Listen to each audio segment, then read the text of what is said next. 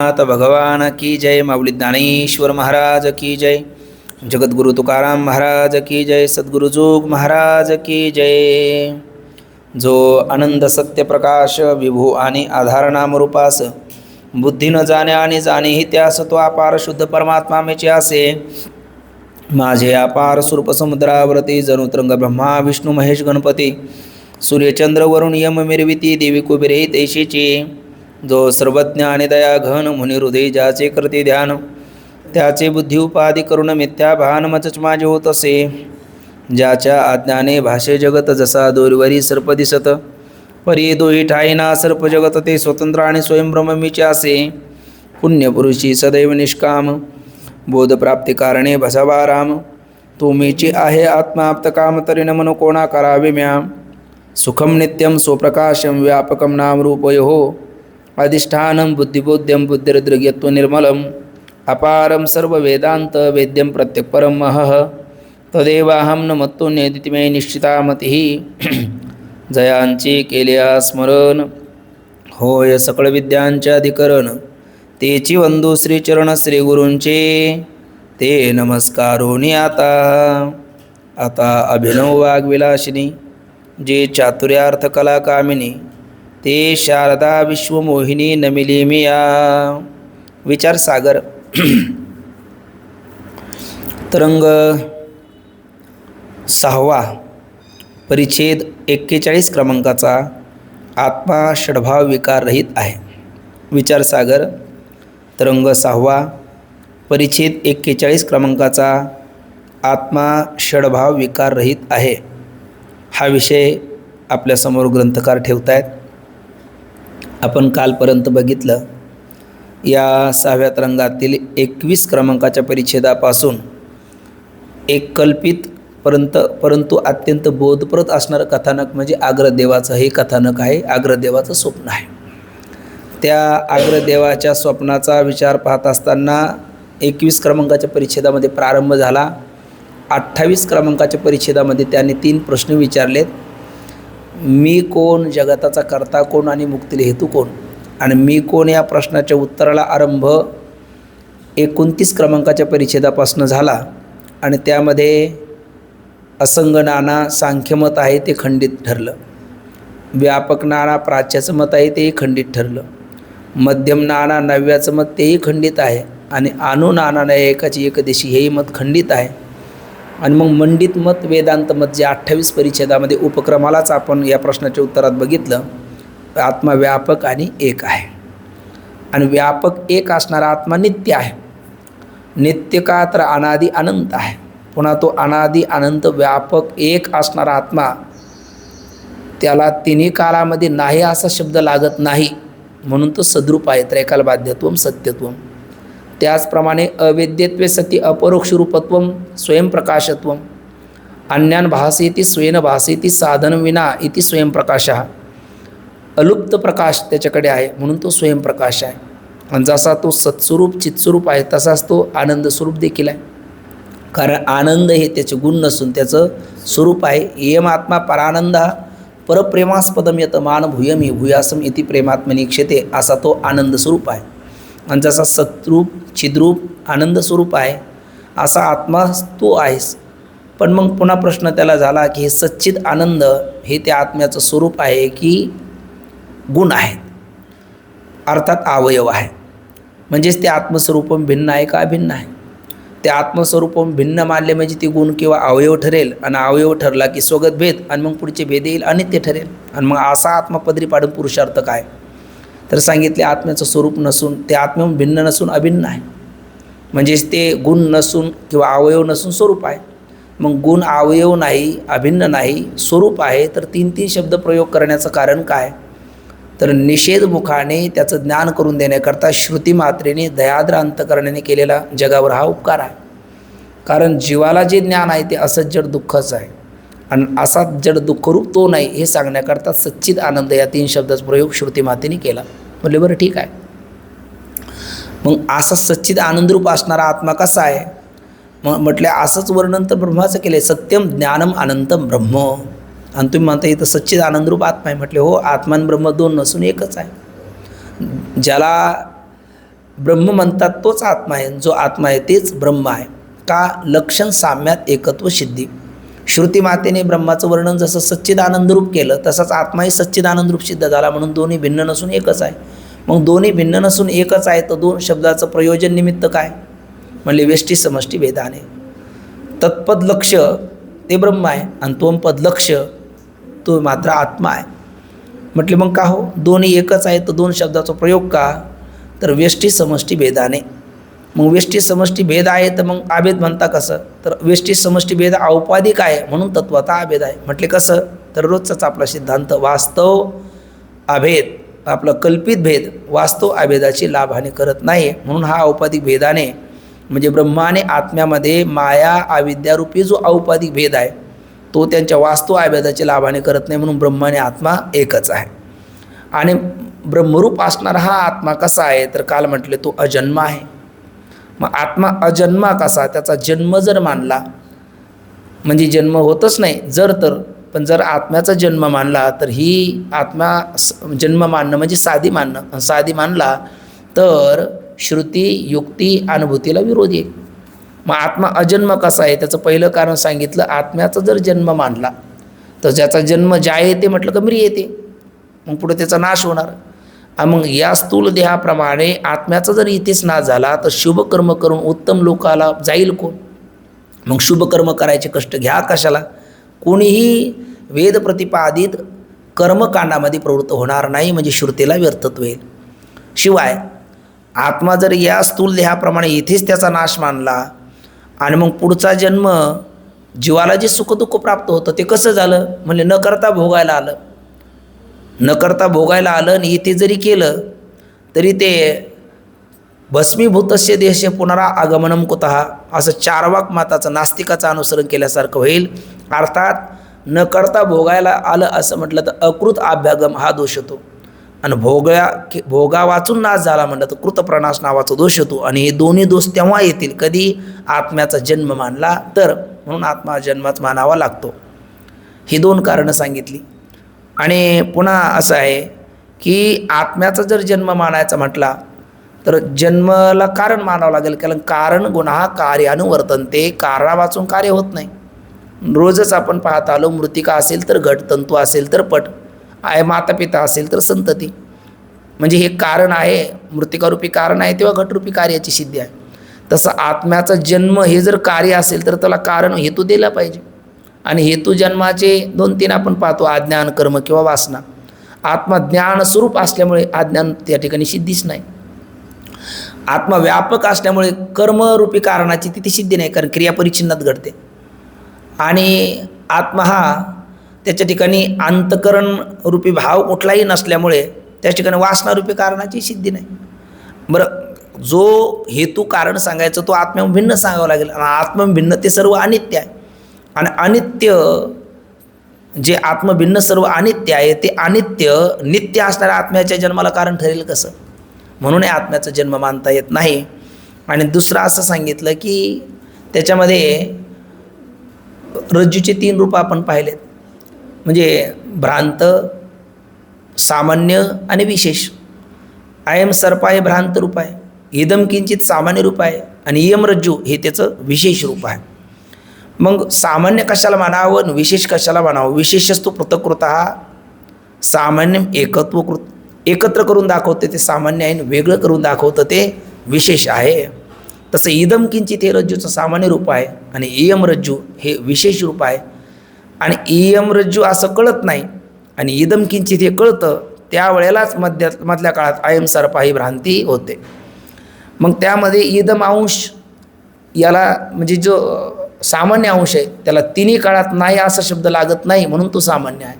म्हणजे तो तिन्ही काळात आहे, हे काहीतरी आहे त्याही वेळेला हा पण आहे, हा सर्प आहे भ्रमकाळात त्याही वेळेला हा पण आहे, आणि रज्जू आहे त्याही वेळेला हा पण आहे, ते सामान्य आहे. पण भ्रमकाळात ज्याची प्रतीती येत नाही, इयम सर्प आपलं इयम रज्जू असं कळालं त्यावेळेला अयम सर्प आहे भ्रमच राहत नाही, ते झालं विशेष. तसं चैतन्याचं आहे हे सत्सामान्य हे सामान्य रूप आहे, आणि चिदानंद हे त्याचे विशेष रूप आहे. आणि जोपर्यंत चैतन्याचं सामान्य रूपाने चैतन्य आपल्याला ज्ञात आहे ते सर्वालाच ज्ञात आहे, म्हणून तरी जगत सत्यत्व राहते आहे. हे काहीतरी कळालं नसतं ना तर भ्रम झाला नसता, दोरीला तोडून गेला असता. तसं चैतन्याचं सामान्य रूपाने ज्ञान आहे आणि विशेष रूपाने अज्ञान आहे, म्हणूनच जगत सत्यत्व भ्रांती आहे. रज्जूस सर्परूपाने प्रतीतेला आला का, सामान्य ज्ञान विशेष अज्ञान आहे म्हणून. तसं ब्रह्मच जगत रूपाने प्रतीतेला आलं का, त्याचं सद्रूपाचं ज्ञान आणि सच्चिदानंद ब्रह्माचं आत्मत्वाने अज्ञान आहे म्हणून. मग तिथे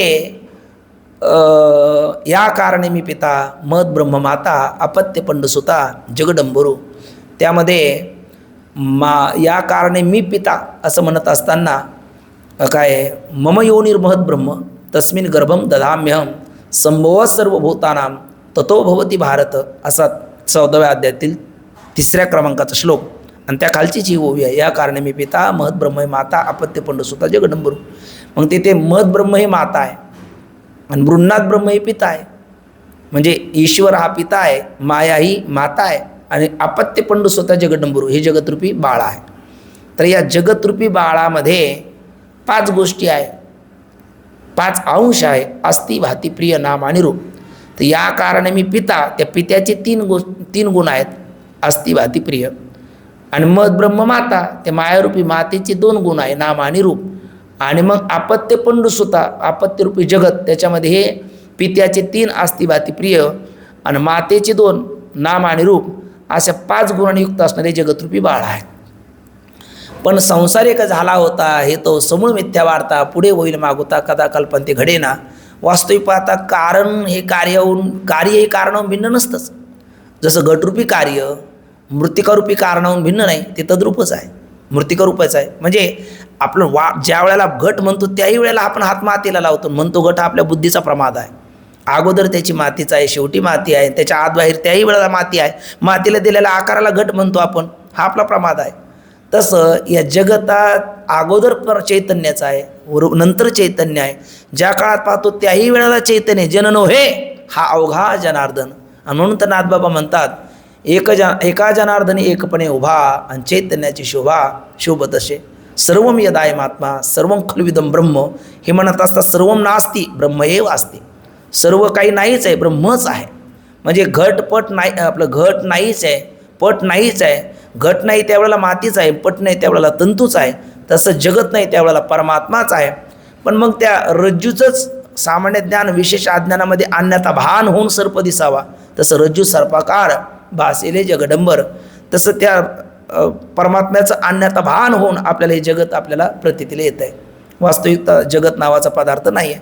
आणि अगदी इथेही पाहिलं आपण, मायेचे गुण मातेला द्या नामरूप आणि पित्याचे गुण पित्याला द्या अस्ति भाती प्रिय, तो संपलं ना जगत. बरं, जी मायारूपी माता आपल्याला वेगळी दिसते पण आद्यस्थ पदार्थ दिसायला असतो, असायला नसतो नव्हे. आद्यस्थ पदार्थ दिसायला सुद्धा अधिष्ठानाचं झालेलं ते आणण्याचा भान आहे. कारण त्यावेळेला आपण अधिष्ठानाला अधिष्ठान रूपाने पाहत नाही, म्हणजे रज्जूला रज्जू रूपाने पाहत नाही म्हणून सर्प म्हणतो. ज्या क्षणी रज्जूला रज्जू रूपाने पाहिल त्यावेळेला सर्पाचं अस्तित्व कुठे आहे. तसं परमात्म्याला परमात्मा रूपाने पाहत नाही म्हणून आपल्याला जगत प्रतीतीला येतं. ज्या क्षणी आपण परमात्म्याला परमात्मा रूपाने पाहू, जगताचं अस्तित्व आहे कुठे. आणि अगदी आद्यस्थ पदार्थ हा अधिष्ठान रूपच असतो. रज्जू हा सर्परूप, आपलं सर्प हा रज्जू रूपच आहे, तसे जगत ब्रह्मरूपच आहे म्हणून जन नव्हे. मग याही रूपाने पाहिलं.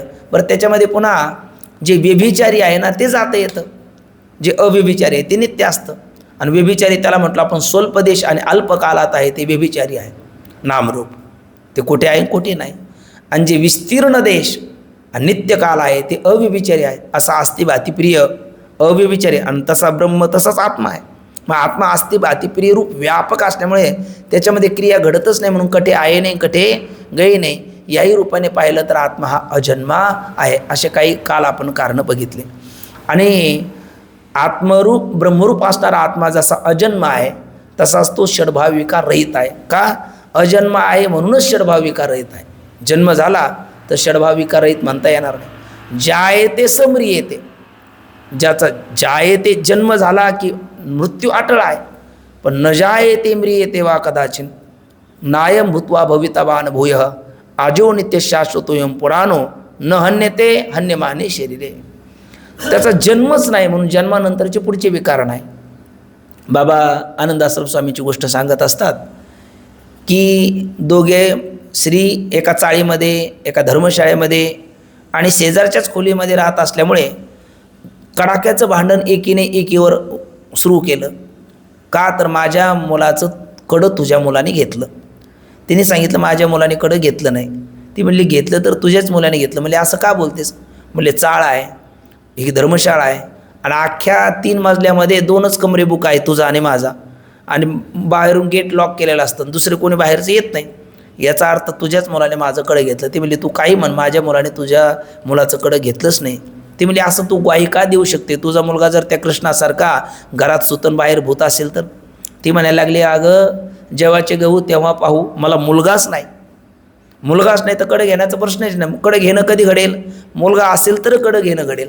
तसं वर्धते विपरिणमते अपक्षयते विनश्यती अस्ति हे विकार कधी होईल? जायते हा विकार असेल तर. जायतेच नाही तर पुढचे म्रियते आणि मग मधली हे विकार येईलच कसे? याचाच अर्थ आत्मा हा षडभाव विकार येत आहे. हा तरी विचार का करायचा? तर बाबांचे एक वाक्य आहे, वृद्धापकाळामध्ये माझं कसं होईल अशी विपरीत भ्रांती वेदांत चिंतकाला कधी कधी होते. म्हणजे ब्रह्मचारी अवस्थेमध्ये, संन्यासी अवस्थेमध्ये काही काही महापुरुष असतात, ग्रस्त आश्रम ते स्वीकारत नाही. आणि मग त्या एकटा जीव सदाशिव व्यवहारात आपण म्हणतो आप मर गए पीछे डूब गई दुनिया, है ना, हम हमारे मूड में दुनिया गई भाड में.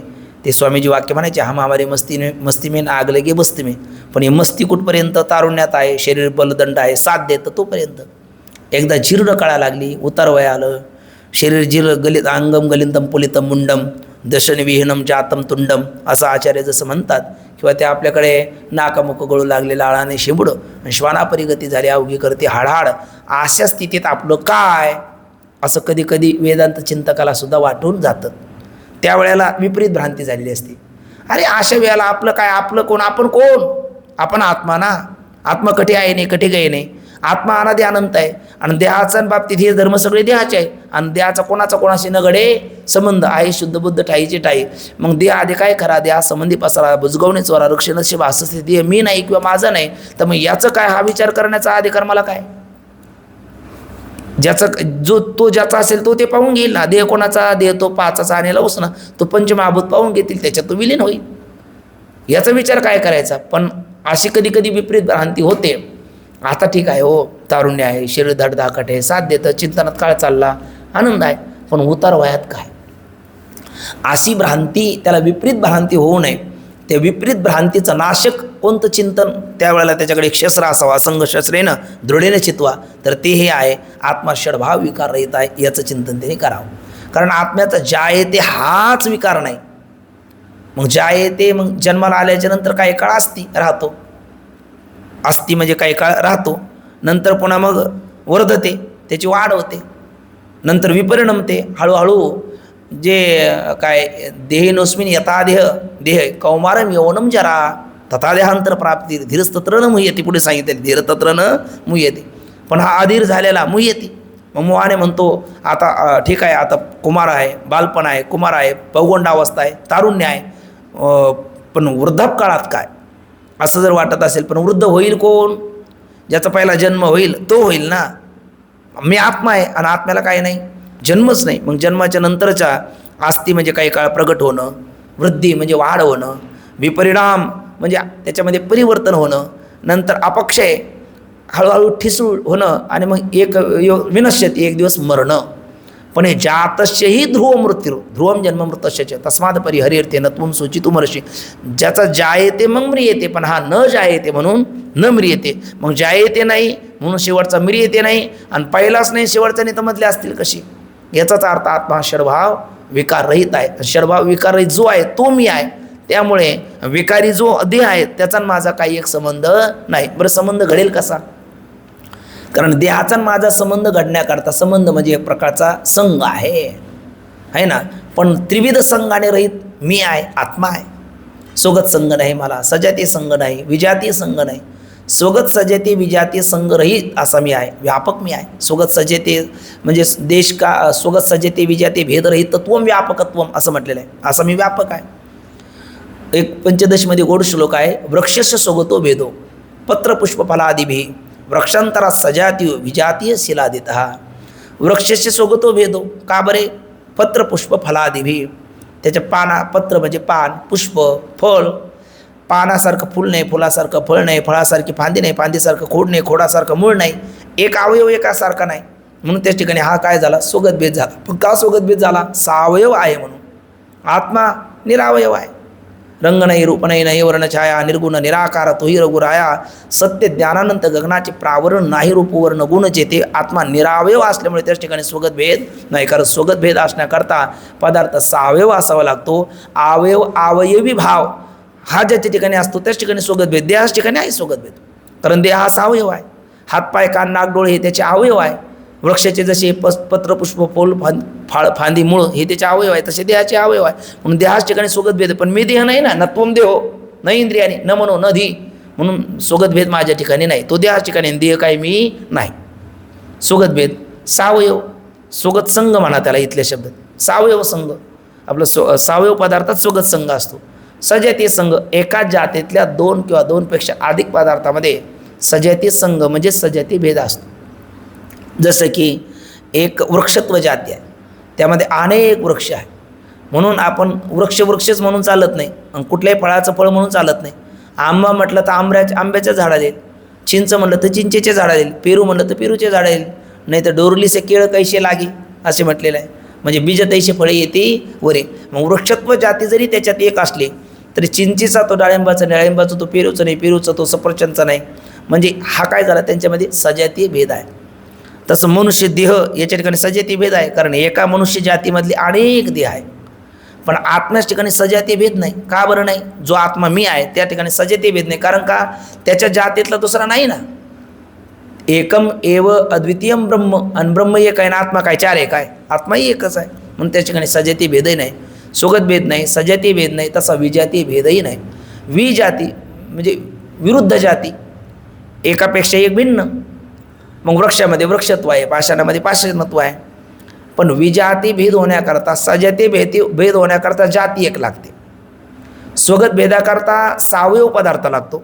सजातीय भेदाकरता जाती एक लागते, एका जातीतले दोन किंवा दोनपेक्षा अधिक लागतात. आणि विजाती भेद होण्याकरता एका सत्तेतले दोन किंवा दोनपेक्षा अधिक पदार्थ लागतात. तिथे सत्ता एक लागते. एक आणि विषम समसत्ताक पदार्थ परस्पराला साधक बाधक होतात, विषम सत्ताक होत नाही. आपला वेदांतातला अकाट्य नियम आहे, सिद्धांत आहे. त्यामुळे एका सत्तेतले दोन पदार्थ लागतात. मग एका सत्तेतला जसं मनुष्य आपण आहोत, वृक्ष आहेत, ही भिंत आहेत. म्हणजे एखादं लाकूड आहे, प्लास्टिक आहे, मग काष्ट असेल तर त्यात काष्टत्व, पाषाण असेल त्यात पाषाणत्व, मनुष्य असेल त्यात मनुष्यत्व, लोखंड असेल त्यात लोहत्व. हे काय झाले? एका सत्तेतले अनेक पदार्थ असल्यामुळे त्याच्या ठिकाणी विजाती भेद झाला. पण परमात्मा स्वरूपाच्या ठिकाणी अद्वितीय म्हटलेलं आहे, त्याला दुसरा तत्सम, त्यापेक्षा अधिक, त्याच्या समान, त्याच्यासारखा किंवा त्या सत्तेतला दुसरा पदार्थच नाही. म्हणून त्या ठिकाणी विजाती भेदसुद्धा नाही. आता स्वगत सजाती विजाती भेद रहित एक असंग व्यापक नित्य सच्चिदानंद तू आहेस. असा पहिला प्रश्न, कोण? मी कोण? तर असा तू आहे. म्हणजे तू देह नाही, देह तुझा नाही, तू देहाहून भिन्न आहे. भिन्न असणारा करता का करता, कर्तृत्व कशा करता? दुःखाची निवृत्ती करता, सुखाची प्राप्ती करता. दुःख तुझ्या स्वरूपाच्या ठिकाणी नाही म्हणून त्याची निवृत्ती करायची नाही, आणि आनंद हे तुझं स्वरूप आहे म्हणून त्याची प्राप्ती करायची नाही. त्यामुळे अकर्ता आहेस, आणि अकर्ता असल्यामुळे अर्थात अभोक्ता आहे. आणि मग प्रत्येक शरीराच्या ठिकाणी नाना कोण आहे? घट नाना आहे, आकाश नाना नाही. तसं देहरूपी घट नाना आहे, त्यातले अंतकरूपी जल नाना आहे, त्यात दिसणारा चेदावासरूपी प्रतिबिंबसुद्धा दिसायला नाना आहे. पण नानात्व बिंबातच नसेल तर प्रतिबिंबात कुठून असेल? म्हणून प्रतिबिंबसुद्धा नाना नाही, तर मूळ बिंब नाना असेल कसं? म्हणून तू एक आहेस, अकर्ता अभोक्ता आहे, आणि सच्चिदानंद रूप आहेस. आणि सच्चिदानंद हे अवयव नसून तुझं स्वरूप आहे. आणि सच्चिदानंद आत्मा ब्रह्म आहे, आणि ब्रह्मरूप आत्मा लक्षण साम्यत एकत्व सिद्धी म्हणून सच्चिदानंद असणारा आत्मरूप ब्रह्म किंवा ब्रह्मरूप आत्मा तू आहे, एक आहे, नाना नाही, आणि व्यापक आहे. अशा पद्धतीचं पहिल्या प्रश्नाचं उत्तराचा समारोप या 41 क्रमांकाच्या परिच्छेदामध्ये होतो. आणि 41 क्रमांकाच्या परिच्छेदातलं विशेषत्वाने हा विचार कशा करताय? आत्मा षडभाव विकार रहित आहे. तर हा विचार वृद्धापकाळात आपलं कसं, अशी जी विपरीत भावना आहे, त्या विपरीत भावनेचं निवारक हे एक प्रकारचं निधिध्यासन आहे. कारण प्रमाणगत संशय श्रवणाने जातो, प्रमेयगत संशय मननाने जातो आणि विपरीत भावना ही निधिध्यासनाने जाते. म्हणून म्हणतात आत्मा षडभाव विकार रहित आहे. आता एक जन्म आहे ना, ज्याचा जन्म होतो जायते स म्रियते, पण आत्म्याला जन्मच नाही. ज्या जन्म होतो त्याला मग काही काळामधल्या काळात सत्ता म्हणजेच प्रगटता चार लोकाला तो दिसतो. नंतर वृद्धी, हळूहळू त्याची कौमारम यवनम जरा अशा पद्धतीने त्याची वृद्धी वाढ होते. नंतर विपरिणाम अवनती, आपला विपरिणाम म्हणजे विकास, बदल होतो. बालपणात जसं गुटगुटीत गाल असतात ते तरुणपणात राहत नाही, आणि म्हातारपणात तर खोबऱ्याची वाटीसारखा हा सगळाच शरीराचं जे आकर्षकता आहे ती मात्र त्याची राहत नाही. विपरिणाम होतो. आणि अपक्ष येते. अपक्षय म्हणजे क्षीण होत जाणं. अगोदर काठ्याचा गठ्ठा घेऊन पळतो आणि नंतर काठीचा आधार घेतल्याशिवाय चालता येत नाही, असा नाकमुख गळू लागले म्हटलं आपण, असं विपरिणाम होते. आणि एक क्षण असा येतो का विनश्यती, तर मृत्यूच्या दारामध्ये तो यमराज येतो आणि त्याला त्याच्या सूक्ष्मदेहाला घेऊन जातो. असे 5 विकार जास्त होतात. कधी ज्याला जायते हा विकार पहिला असेल तर, पण आत्मा निर्विकार आहे, जायते हाच विकार नाही. म्हणून जायतेच्या नंतरची जी 5 विकार आहेत ते मात्र नाहीच. आता याच्यात थोडासा एवढाच फरक आहे. आस्ती जायते असा एक प्रकार आहे दर्शनकाराचा, आणि जायते आस्ती हाही प्रकार आहे. आस्ती जायते असं कसं म्हणायचं, कारण अभावापासून भावाची उत्पत्ती होत नाही.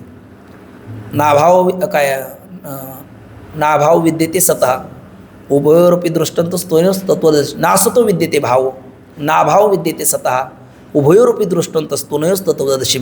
म्हणजे असतः भावानं विद्यते आणि सतः अभावानं विद्यते. जे सत आहे त्याचा अभाव कधी होत नाही, म्हणजे असत आहे त्याचा भाव नाही. मग असत म्हणजे पाहिले काहीच नसेल तर भावरूप कार्याची उत्पत्ती होईल कशी, म्हणजे अभावापासून भावाची उत्पत्ती होईल कशी. म्हणून अगोदर असती म्हणजे काहीतरी आहे, आणि मग जायते मग त्याच्यापासून म्हणजे कारण आहे, आणि मग त्याच्यापासून कार्य जन्माला येतं. म्हणजे मृत्तिका आहे म्हणून घट, तंतू आहे म्हणून पट, म्हणून अगोदर असती नंतर जायते असा एक प्रकार आहे. कारण अभावापासून भावाची उत्पत्ती होत नाही म्हणून. पण काय म्हणतात नाही, अगोदर जायते मग असती, जन्मच नाही तर आहे राहील कसा, म्हणून अगोदर जायते नंतर असती. तर हे दोन्हीचा समन्वय लावून घ्यायचा. अगोदर जायते आणि नंतर असती, अगोदर जायते नंतर असती म्हणताना म्हणजे त्याचा प्रगट रूपाने कार्यरूपाने अस्तित्व कधी, अगोदर ते जन्माला येईल मग कार्यरूपाने त्याचं अस्तित्व राहील. आणि अगोदर असती नंतर जायते असं म्हणलं तर कारण रूपाने असती आणि मग कार्यरूपाने जायते, असं दोन्हीचं समन्वय लावून अगोदर जायते असती म्हणा किंवा असती जायते म्हणा. फक्त अगोदर असती जायते हे म्हणताना अभावापासून भावाची उत्पत्ती होत नाही, म्हणून कारण रूपाने अगोदर असती आणि नंतर जायते अशी संगती. आणि अगोदर जायते नंतर असती असं म्हणलं तर अगोदर जन्म होतो नंतर कार्यरूपाने तो काही काळ राहतो असं घ्या. पण आणि मग आणखी सरळ समन्वय लावायचा तर कारण रूपाने अगोदर असती, कार्यरूपाने जायते, कार्यरूपाने काही काळ असते असं घ्या. आणि सरळ सरळ म्हणलं तर जायते असती वर्धते विपरिणमते अपक्षयते आणि विनश्यते. मग आत्मा षडभाव विकार रहित आहे. आता ज्यास जन्म होतो त्यास सत्ता म्हणजेच त्याचा अर्थ केला प्रगटता, म्हणजे प्रगट आणि बघा जन्म झाल्याच्या नंतर प्रगट होतो. आईच्या उदरातून गर्भ बाहेर येत नाही तोपर्यंत जगात तो प्रगट होत नाही. बीजेच्या भूमीला फाडून ते कडधान्य वर येत नाही तोपर्यंत ते प्रगट होत नाही. तसं कारणरूपानेच सुप्त असणारं ते कार्यरूपाने व्यक्त होत नाही तोपर्यंत ते प्रगट होत नाही, त्याची प्रतीती आपल्याला येत नाही. म्हणून म्हणतात जन्म होतो त्यास सत्ता म्हणजे काही काळ असतो, मग त्याची वृद्धी हळूहळू काय होते, वाढ होते. आणि परिणाम त्याच्यामध्ये सारखी एक अवस्था राहत नाही, बदल होतो. परिणाम शब्दाचा अर्थ सरळ बदल होतो, त्याचा विकास होतो. म्हणजे ते म्हणतात ना बालस्तावत क्रीडासक्ता, तरुणीस्तावत तरुणी रक्ता, वृद्धस्तावत चिंतामग्नाम परिब्रह्मणी कोपी न लागना. किंवा आपल्या संत वाङ्मयात बालपणे गेलेले नता तारुण्यदशी विषयवता, वृद्धपणे प्रवर्तले चिंता मरे मागोता जन्मधरी राटामध्ये बोलतात. किंवा बालपणे आईबाईची पैसे मग तेची तारुण्य श्री मावशी भुलून ठाके असं ज्ञानोबराय देखील बोलतात. म्हणजे हा एक प्रकारचा बदल आहे किंवा त्यालाच म्हणतात विकास. आणि अपक्षय म्हणजे एक प्रकारची अवनती, म्हणजे त्याचा ऱ्हास आहे ना, मृत्यूच्या दाराकडे वाटचाल होणं. आणि एक दिवस विनश्यती म्हणजे मृत्यू त्याला होणं, गतप्राण होणं आणि शरीराचं स्थूल देहाचं अस्तित्व संपणं. पण मग हे आता हे जे आहे ते म्रियते षडभाव विकार आहे नाही असं म्हणत नाही. पण कोणाला नाही, आत्म्याला नाही. कोणाला आहे, स्थूल देहाला आहे. अहो सूक्ष्म देहाला नाही तर सूक्ष्म देह ठिकाणी काय नाही, सूक्ष्मदेह प्रवाहरूपाने, सूक्ष्मदेह एकच आहे ना, ब्रह्मज्ञान झाल्याच्या नंतर त्याचा नाश होतो. मग सूक्ष्मदेह सुद्धा अनादि शांत आहे. आत्मा अनादि अनंत आहे आणि स्थूलदेह साधी शांत आहे. मग स्थूलदेह साधी शांत आहे, त्या स्थूलदेहात राहतो सूक्ष्मदेह, त्याच्यामुळे ते धर्म कोणाच ठिकाणी प्रतीतील येतात, सूक्ष्मदेहाच्या ठिकाणी. आणि अनादि शांत असणारा सूक्ष्मदेहाचा ब्रह्मज्ञानाला अंत होतो. मग ते जाणं येणं ह्या सूक्ष्मदेहामुळे ते कोणाच ठिकाणी प्रतीत होतं. काल म्हणलो आपण जाणं येणं लिंग देहाला आहे, म्हणजे उत्पत्तीनाश पुनर्जन्म मानल्याशिवाय या सुखदुःखाची, वर्तमान सुखदुःखाची संगती लागत नाही. मग पुनर्जन्म म्हणल्याच्या नंतर जन्म मानावा लागतो. आणि तो जन्म कोणाला आहे, मग लिंग देहाला आहे. जाणं येणं कोणाचं आहे, या देहातून त्या देहात लिंग देहाचं आहे. आणि ते आरोपित कोणावर केलं जातं, आत्म्यावर. तसं इथं उत्पत्तीना साधी शांत स्थूल देह आहे, अनादि शांत सूक्ष्म देह आहे आणि अनादि अनंत आत्मा असल्यामुळे तो षडभाव विकार रहित आहे. म्हणून आत्म्याचा जन्म नाही, म्हणून जन्मानंतरचे हे 5 विकार त्यास नाहीत, होत नाहीत. आणि म्हणून आत्मा जन्मादी षडभाव विकार रहित, जन्म आदी आणि पुढचे येणारे 5 अशा 6 विकाराने आत्मा रहित आहे, म्हणजे षडभाव विकार रहित आहे. आत्मा हा असंग आहे. असंग म्हणजे स्वगत सजती विजाती, संगाने नाम संबंधाने नाम भेदाने तो रहित आहे. निरावयव आहे, स्वगत भेद नाही, एक आहे, सजती भेद नाही, त्याच्या सत्तेतल्या दुसऱ्या पदार्थाचा त्रैकालिक अत्यंत अभाव म्हणून विजयती भेदही नाही. आणि संघाचा विचार पुढे याच तरंगामध्ये आपल्याला मला वाटतं त्या वैयाकरणाचं खंडन करताना साधारण 61 क्रमांकाचा परिच्छेद आहे. त्यावेळेला याचा खूप गोड विचार आहे. इथे फारसा दिला नाही, पण संस्कृत विचारसागरामध्ये त्याचं सूक्ष्म रीतीने खूप छान चिंतन दिलं आहे. त्याच्यामध्ये संबंधामध्ये मुख्य 3 प्रकार आहे. स्वगत, आपले क्षमा करा, संबंधामध्ये संयोग संबंध, समवाय संबंध आणि तादात्म्य संबंध हे मुख्य 3 प्रकार आहे. आणि मग त्या संयोग संबंधामध्ये 3 प्रकार आहे पुन्हा, कर्मच संयोग, संयोगच संयोग आणि सहज संयोग. आणि त्या कर्मच संयोगात पुन्हा 2 प्रकार आहेत. असं असंयोग संबंधाचा विचार. नंतर समवाय संबंधामध्ये 5 प्रकार आहे. गुणगुणे, जाती व्यक्ती, क्रिया क्रियावान, उपादान कारण कार्य आणि वाच्यवाचक यांच्यामध्ये समवाय संबंध आहे. आणि जो तादात्म्य संबंध आहे त्याच्यात 4 प्रकार आहे. तर तादात्म्य संबंधामध्ये 4 प्रकार आहे. त्याच्यात दर्शनकाराचे पुन्हा त्याच्यात वेगवेगळी तादात्म्य संबंध सगळे म्हणतात. जसं आत्मा सगळे म्हणतात, पण आत्म्याला कोणी व्यापक नाना, असंग नाना असं मानले ना, तसं तादात्म्य संबंध 3 दर्शनकार मानतात, पण तिघाचं स्वरूप वेगळं आहे. तादात्म्य संबंध नैयायिक मानतात, तादात्म्य संबंध भट्ट मानतात आणि तादात्म्य संबंध वेदांती मानतात. पण स्वरूप संबंधालाच तादात्म्य संबंध नैयायिक म्हणतात. आणि किंचित भेदाभेदरूप तादात्म्य संबंध असं तादात्म्य संबंध स्वरूप भट्ट मानतात. आणि भेदाभेदाहून विलक्षण अनिर्वचनीय तादात्म्य संबंध वेदांती मानतात. आणि त्याच्यात मधलं नैयायिक आणि भाट्टमत खंडित आहे आणि वेदांत मत मंडित आहे. ते भेद आपल्याला आता पूर्ण विस्तार तो पुढे येणार असल्यामुळे तोच आपल्याला काही करायचं नाही, पण फक्त तिथला तादात्म्य संबंध आणि तोही वेदांताने सांगितलेला तो असा की संबंधाशिवाय कुठलंच कार्य होत नाही. आणि आपण मागे बघितलं, संबंध जितका जवळचा तितका व्यवहार चांगला आणि संबंध जितका दूरचा तितका व्यवहार जरा थोडासा वेगळा घडतो. अगदी विनोदाने पण वस्तुस्थिती घराघरात आपल्याला घडताना दिसते.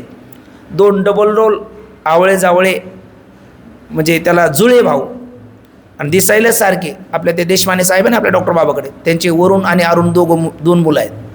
आता 30 वर्ष झाले त्यांना मी पाहतो, पण अजून तो वरुण आहे का अरुण आहे याचा मेळच लागत नाही. ते दोघंही दिसायला सारखीच आहेत. ते घरात त्या आईबापाला लक्षात येतं, प्राय बाहेर जाताना ते ड्रेस वेगळे घालतात, तेवढ्यामुळं तरी ते कदाचित इतराला कळत असावं, इतकी ती सारखी आहेत. त्यामुळे ते कळायला मागत नाही. मग तशी 2 भाऊ, एकाच्या सासरवाडीमध्ये दुसरा गेला, ते छोट्या कार्ट्याचा चुकीचा नंबर लागला आणि ते धावत आईला सांगितलं, आई भाऊजी आले. मग तिचं तर सावळं परब्रह्म चालं आणि तो कोबरायासारखी महात्म्य म्हणतात, नाकेचा मोती ठेवी घाण राखी जावयाचा मान. म्हणून तिने ती जय्यत तयारी केली. तिकडे तेल, करडईचं तेल टाकलं, त्याला आधण आलं, इकडे कांदा चिरला, बरे काही पदार्थ टाकले आणि आता घाणा टाकायचा. पण तितके ते बाळ पळत आलं, त्याला जवळ आल्यावर ओळखायला आलं. काही खाना कोणा लक्षात आले असेल, बोलणं घडलं असेल. तो म्हटलं, अगं आई, भाऊ नाही, भाऊजीचे भाऊ आहेत. आणि मग लगेच सासूबाईने तो सगळा प्लॅन बदलला आणि तवा ठेवला, त्याच्यात ते 1 पळी तेल टाकलं आणि सगळं पीठ त्याच्यावर टाकलं. भजे करायची होती, पिठलं केलं आणि त्याच्या ताटात वाढलं. पण त्याच्या एक लक्षात आलं, तो म्हटलं, का हो, म्हणजे बंधू महाराज होते आणि हे टेम्परवारी होते. म्हणजे मग महाराजाला भजी गिळत होते आणि मला काय चावत होती का? पण संबंध बदलला ना. पहिला संबंध अव्यवहित होता आणि दुसरा व्यवहित झाला, व्यवहार बदलला. म्हणजे संबंधाशिवाय तर व्यवहार घडत नाही. मग ते त्यात एक तर संयोग संबंध तरी असेल, समवाय संबंध तरी असेल, नाही तर तादात्म्य संबंध तरी असेल. आणि त्या तादात्म्य संबंधामध्ये मुख्य पुन्हा वेदांताने मानलेले 3 प्रकार आहेत. त्यातला फक्त आपल्याला इथे एकच प्रकार घ्यायचा, भेदाभेद विलक्षण अनिर्वचनीय तादात्म्य संबंध. तो भेदाहून विलक्षण का? तर वास्तव अभेद आहे म्हणून. आणि अभेदाहून विलक्षण का? तर कल्पित भेद आहे म्हणून. कल्पित भेद असल्यामुळे कल्पित भेद असल्यामुळे वास्तव अभेद आहे. वास्तव अभेद आहे, कल्पित भेद आहे. मग पूर्ण अभेद मानावं तर कल्पित भेद आहे, आणि भेदच मानावं तर वास्तव अभेद आहे. म्हणून म्हणतात भेदाभेदाहून विलक्षण अनिर्वचनीय तादात्म्य संबंध वेदांती मानतात. आणि त्याच्याद्वारा अध्यारोपाच्या भूमिकेत प्रतीतील येणाऱ्या जगताची संगती सांगतात. पण तत्वतः हे जगत झालेच नाही, आगाजी झालीची नाही, त्याची वार्ता पोषिशी काय? म्हणून अगोदर ज्या येतेच नाही तर पुढचा म्रियतेंमधले विकार येतीलच कसे? कारण आत्मा हा असंग आहे, त्याच्या ठिकाणी स्वगत सजती विजेती संघ नाही. मग स्वगत संघ का नाही? निरावयव आहे म्हणून. सजती संघ का नाही? त्याच्या जातीतला दुसरा आत्मा नाही म्हणून. आणि विजाती संघ का नाही? त्याच्या सत्तेतला दुसरा पदार्थ नाही म्हणून. असं काहीसं बोलणं पुढे करतात याच परिच्छेदामध्ये. म्हणतात आत्मा हा असंग आहे, संबंधात संघ म्हणतात. आणि तो संबंध सजातीय, विजातीय आणि स्वगत. आपण स्वगत, सजाती, विजाती असा क्रम ठेवतो, पण क्रम ठेवताना इथे थोडा विपरीत क्रम घेतला, पण अर्थ तोच आहे. मग सजातीय, विजातीय आणि स्वगत पदार्थास होतो. जसा घटाचा घटाशी सजाती, कारण एक घटत्व जाती आहे ना दोन्ही घटामध्ये, म्हणून घटाचा घटाशी सजाती संबंध झाला. आणि पटाशी विजाती, कारण घटामध्ये घटत्व आहे ते पटत्व नाही, पटामध्ये पटत्व आहे तर घटत्व नाही, हा विजातीय संबंध झाला. आणि स्वगत म्हटलं म्हणजे पदार्थ स्वरूपात असणारे अवयव. जसं एका पटामध्ये अनेक तंतू किंवा एका घटामध्ये अनेक कपाल, तर एका देहामध्ये अनेक हातपाय कान दिले, इंद्रिय हातपाय कान हे अवयव. किंवा वृक्षाच्या ठिकाणी पत्र पुष्प फल एकासारखं नाही, म्हणून हा झाला स्वगत संघ किंवा स्वगत भेद. म्हणून म्हणतात, उदाहरण देतात, पटात तंतूशी जो संबंध तो स्वगत संबंध म्हणावा. आत्मे 2 किंवा अनंत नाही, कारण सजाती संघ होण्याकरता एका जातीतले 2 किंवा 2 पेक्षा अधिक पाहिजे. आणि आत्मा तर एकच आहे, एकम एव अद्वितीय ब्रह्म. तुम्ही म्हणाल ब्रह्म म्हटले, आत्मा कुठं म्हटले? आणि आत्ताच आपलं ठरलं लक्षण साम्यात एकत्व सिद्धी, म्हणून आत्मा तेच ब्रह्म, ब्रह्म तोच आत्मा. व्यष्टी समष्टी भेदा उपाधिक आहे, वास्तव अभेद आहे. म्हणून आत्मा जसा स्वगत सजती विजाती म्हणजे ब्रह्म म्हणजेच आत्मा हा स्वगत सजती विजाती संघाने रहित आहे. म्हणून म्हणतात की आत्मे 2 किंवा अनंत नाहीत, म्हणून त्या आत्म्यास काय नाही तर सजातीय संबंध नाही. आणि आत्म्याहून विजातीय पदार्थ अनात्मा आहेत, म्हणजे अनात्मा असल्यामुळे ते कोणत्या सत्तेतले? प्रातिभाषिक सत्तेतले. आणि आत्माच आत्मा आहे म्हणून तो कोणत्या सत्तेतला आहे? पारमार्थिक सत्तेतला आहे. आणि विजातीय भेद निर्माण होण्याकरता किमान सत्ता एक लागते, आणि आत्म्याच्या पारमार्थिक सत्तेतला दुसरा आत्मा नाही. आणि आत्मभिन्न जेवढे काही पदार्थ आहे ते आत्म्याच्या सत्तेतले नाही, म्हणून त्या आत्म्याशी विजातीय भेद निर्माण करू शकत नाही. आत्म्याहून विजातीय पदार्थ अनात्मा आहेत, म्हणून मृगजलाप्रमाणे आत्म्याच्या ठिकाणी कल्पित आहेत. सत्ताभेद आहे ना, कल्पित आहे म्हणजे सत्ताभेद झाला आत्म्यात आणि इतर पदार्थामध्ये. आणि याकरिता आत्मा आणि त्यांच्याशी सत्ताभेद असल्यामुळे विजातीय भेद म्हणजेच विजातीय संबंध घडत नाही. उदाहरण देतात, जसं मृगजळ दिसत नाही काय? दिसतं. बरं, त्या मृगजळाला हरण फसत नाही का? फसतंही. पण मृगजळाची तळी ती दिथी दुरुनी नियाळी, वाचून तिने पाणी सानी किळी लाविशी काही पिकती काही. मृगजळाची गंगा डोने लागे धावता दांगा, तो शिनेची परी वावगा केला होय. कारण मृगजळ दिसे साच पण आयसे, खोटियाचे पिशे उरू फोडी. पण माऊली म्हणतात, ब्रह्मगिरीवनी किर न रे गे, माझी समुद्री किर न रे गे, माझी दिशे वाहू गे मृगांबू जैसा. ब्रह्मगिरीवर त्याचा उगम नाही, समुद्रामध्ये प्रवेश नाही, आणि मध्ये ते दिसल्याशिवाय राहत नाही. पण ते दिसलं तरी आदो अंती नास्ती वर्तमाने वितंतता, म्हणजे मृगजळ दिसायला असायला नाही. मग ते मृगजळ कोणत्या सत्तेतले? प्रातिभाषिक. आणि जमीन कोणत्या सत्तेतली? व्यावहारिक. मग व्यावहारिक सत्तेतली जी भूमी पृथ्वी ते मृगजळातल्या पुराने ओली होती का? नाही. मग त्याचा संबंध घडला का दोघाचा? नाही का? सत्ताभेद आहे म्हणून. तसं मायाकारी जगत आहे आणि ब्रह्म एक आहे. म्हणे तुम्ही म्हणाल विजाती भेद होईल, झाला असता कधी? सत्ता एक असती तर. पण ब्रह्माची सत्ता आहे पारमार्थिक, आणि मायाकारी जगताची ज्ञानपूर्व व्यावहारिक आणि ज्ञान उत्तर प्रातिभाषिक. नव्हे, ज्ञान झाल्याच्या नंतर त्यांची सिद्धीच नाही. मग एकटंच ब्रह्म, त्याच्याशी विजाती भेद होईलच कसा? जसा मृगजळाचा पृथ्वीशी संबंध नाही, संबंध असता तर पृथ्वी ओली झाली असती. म्हणून मृगजलाचा आपलं मृगजल व उकरभूमीशी संबंध नाही. म्हणजे मृगजलाचा आणि उकरभूमीचा जसा संबंध होत नाही, प्रतीतीला आली एका ठिकाणी तरी संबंध झाला असं कधी म्हणायचं? काहीतरी कार्य घडलं. मग ते मृगजलाने जमीन ओली घडणं कार्य घडलं का? साळी केळीचं पीक घेता आलं का? मग याचा अर्थ संबंध घडलाच नाही. का घडला नाही? सत्ताभेद आहे म्हणून. तसं मायाकार्य जगताचा ब्रह्माशी विजातीय संबंध का घडत नाही? सत्ताभेद आहे म्हणून. तसा आत्म्याची ठिकाणी कल्पित पदार्थाचा विजातीय संबंध नाही आणि निरावयव आत्मा आहे. अवयव असते तर आत्म्याशी स्वगत संबंध झाला असता, पण आत्मा निरावयव आहे म्हणून स्वगत संबंधही नाही. याचाच अर्थ आत्मा नित्य आहे म्हणून निरावयव आहे आणि याकरता स्वगत संबंधही नाही. या रीतीने काय? तर या रीतीने पहिल्या प्रश्नाचं उत्तर स्वगत, सजातीय आणि विजातीय संबंध आहेत. स्वगत संबंध का राहीत? निरावयव आहे म्हणून. सजातीय संबंध का राहीत? त्याच्या जातीतला दुसरं नाही म्हणून. आणि विजातीय संबंध का राहीत? तर त्याच्या सत्तेतला दुसरा पदार्थ नाही म्हणून. असा त्रिविध संबंध राहीत. आणि जन्म आदी म्हणजे पहिला जन्म हाच विकार त्याच ठिकाणी नाही म्हणून पुढचे षडभाव विकार पुढचे 5 नाहीत. हे काही वेगळं सांगण्याची आवश्यकता नाही. न जायते म्रियते वा कदाचिन म्हणून जन्माआधी षडभाव विकार रहित जन्म आहे. जन्म नावाचा विकार ज्याच्या आहे आधी आणि पुढचे 5 असे 6 अशा षडभाव विकाराने रहित. पुन्हा असंग म्हणजे सुगत सजाती विजाती संघाने संबंधाने रहित. आणि सच्चिदानंद म्हणजे त्रिकाल बाधित आहे म्हणून सत, स्वयंप्रकाश आहे म्हणून चित आणि परमप्रीतीचे विषय आहे म्हणून आनंद. असा सच्चिदानंद कोण? ब्रह्म. म्हणजे ब्रह्मन आत्मा दोन नाही, व्यष्टी समष्टी भेद, वास्तव अभेद. म्हणून ब्रह्मरूप आत्मा कोण आहेस? तू आहेस. हे तुझ्या प्रथम प्रश्नाचे उत्तर सांगितले. मी कोण आहे या प्रथम प्रश्नाचं उत्तर दिलं. आता दुसरा प्रश्न आहे जगताचा कर्ता कोण? तर जगताचा कर्ता कोण या प्रश्नाच्या उत्तरास प्रारंभ तर एक परिच्छेद आपण घेऊ, बाकी नंतर पाहू. तर जगताचा कर्ता कोण या प्रश्नाचं उत्तर बघा. जगताचा कर्ता कोण असं म्हणत असताना आपण मागे बघितलं प्रश्न 3च आहे, पण त्यात पोट प्रश्न अनेक आहे.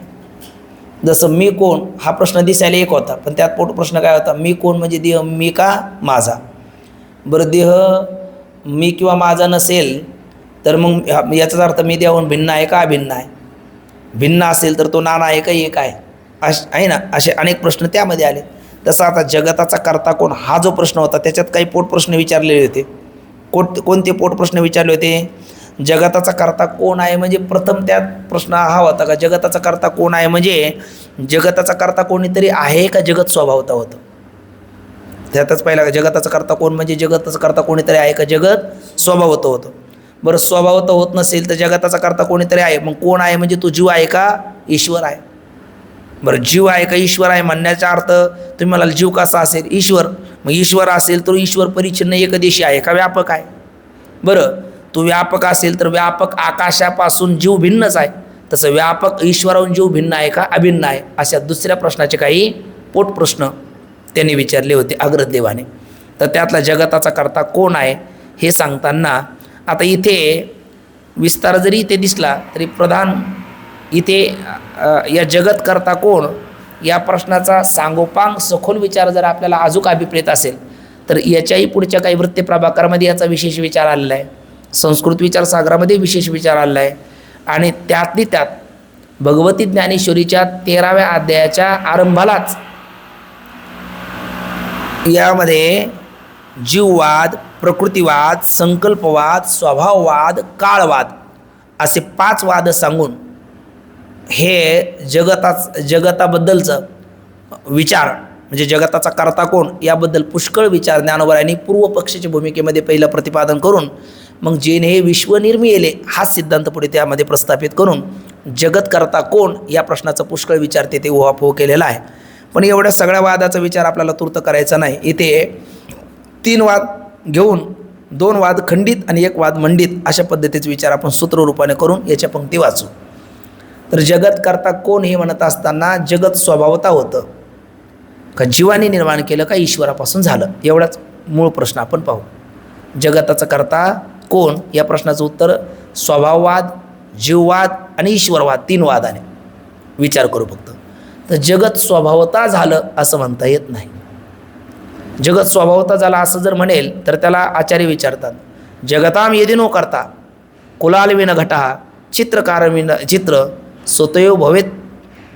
जगताम यदिनो करता कुलालविन घटा चित्रकारविन चित्र स्वतयो भवेत. तदा जगताचा कोणीच करता नाही असं जर तुम्ही म्हणत असाल, म्हणजे नेहमीच येतो मग पावसाळा येतो कौतुक जाण सृष्टीचे बाळा, हे जगत कसं झालं आपोआप झालं. ते बाळाची गोष्ट पुत्र पित्याला विचारतो तो म्हणतो आपोआप झालं. मग पुत्र ते चित्र काढून त्याला सांगतो हे चित्र कसं झालं, मग पुत्रही म्हणतो आपोआप झालं. मग पिता म्हणतो आपोआप झालं म्हणणारा गाढव म्हणेल. मग पुत्र म्हणतो एक बाय एकच्या चित्राला आपोआप झालं म्हणणाराला तुम्ही जर गाढव म्हणत असाल तर चित्रविचित्र जगत आपोआप झालं असं म्हणणारा गाढवाचा बाप का म्हणू नये असं बोलतो. याचा अर्थ जगत आपोआप झाला असं म्हणता येत नाही. आणि माऊलीने त्याचं खंडन केलं, म्हणजे हे युक्तीने खंडन झालं.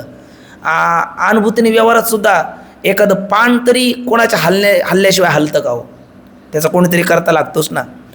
अनुभूती आहे, युक्तीने सिद्ध होतं. आणि श्रुती म्हटलं तर भगवती ज्ञानेश्वरीतल्या जगप्रसिद्ध ओव्या आहेत.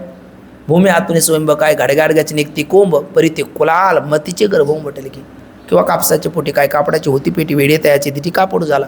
मग जगत जर आपोआप झाला असं म्हणत असेल तर आक्षेपार्थाने आचार्य विचारतात, जगताम यदुनो करता भवित कुलालविना घटा चित्रकारविना चित्र भवेत. जगताम यदुनो करता कुलालविना घटा चित्रकारविना चित्र स्वतयो भवेत. तदा असा श्लोक आहे पूर्ण. जगताम यदुनो करता भवेत, जगत कर्तृविना भवेत, कर्त्या वाचून जगत होतं असं जर तुम्ही म्हणत असाल तर चित्रकारविना चित्र भवेत. उत्तर द्या. चित्रकार वाचून चित्र होतं, उत्तर आहे नाही. कुलालविना घट भवेत, उत्तर आहे न भवेत. मग कुलाला वाचून जर घट होत नाही, चित्रकार वाचून जर चित्र होत नाही तर चित्र विचित्र जगत हे आपोआप होईल कसं, याचा कोणीतरी करता असला पाहिजे. झाला स्वभावात खंडित झाला. आता आला राहिला जीववाद आणि ईश्वरवाद. म्हणले मग हे कोणी निर्माण केलं, तर वेदांतामध्ये सुद्धा दृष्टीसृष्टीवादामध्ये यथा स्वप्न प्रपंचोपी महिमा विजृंभिता तथा जागृत प्रपंचोपी महिमा विजृंभिता असं म्हटलेलं आहे. दृष्टीसृष्टीवादात जर आपण गेलो कळून जाणून तर वस्तुस्थितीही तशी आहे. पण दृष्टीसृष्टीवादात न जाता आणि तो जाणून न घेता त्याच्या पाठीमागचं निरूपणाचं तात्पर्य जाणून न घेता जीवाने जगत निर्माण केलं असं म्हणणं वेडेपण आहे. का मनसापी चिंतितुम अशक्य, जीव अल्पज्ञ अल्पशक्तिमान परतंत्र असणाऱ्या जीवाला कालची भाजी काय खाल्ली आजही लवकर आठवत नाही. तर चित्रविचित्र जगताचे जीव मनाने जर कल्पना करू शकत नाही तर चित्रविचित्र जगत जीव कृतीने निर्माण करेलच कसा. बरं सामान्य सिद्धांत असा आहे का एखादं कार्य कर्त्याला निर्माण करायचं म्हणलं तर त्याला त्या कार्याचं आणि त्याच्या उपादान कारणाचं ज्ञान असावं लागतं. कार्याचं ज्ञान आहे, उपादान कारणाचं नाही कार्य निर्माण करता येणार. उपादान कारणाचं ज्ञान आहे पण कार्याचं नाही कार्य निर्माण करता येणार. उपादान कारण आणि कार्य दोन्हीचं ज्ञान नाही मग तर कार्य निर्माणच करता येणार नाही. कार्य निर्माण करण्याकरता उपादान कारण आणि कार्य दोघांचं ज्ञान कर्त्याकडे असावं लागतं. घट निर्माण करायचं आपल्याला, घटाचे असाधारण कारणं नव्हतं राहायचे सगळ्याच कार्याचे, पण त्याचे साधारण कारणं उपादान निमित्त सहकार्य आणण्यात सिद्ध ही कारणं आहेत. मग घट निर्माण करायचं म्हटलं तर घटाचं उपादान कारण मृत्तिका आहे. आणि सगळ्याच मातीचा घट होतो काय, त्याला ती चिकन माती विशिष्ट माती लागते, ते विशिष्ट ठिकाणून आणावी लागते. आणि ते कोणत्या मातीचं घट होतं त्या मातीचं उपादान कारणाचं ज्ञान नको, त्याला ज्ञान पाहिजे.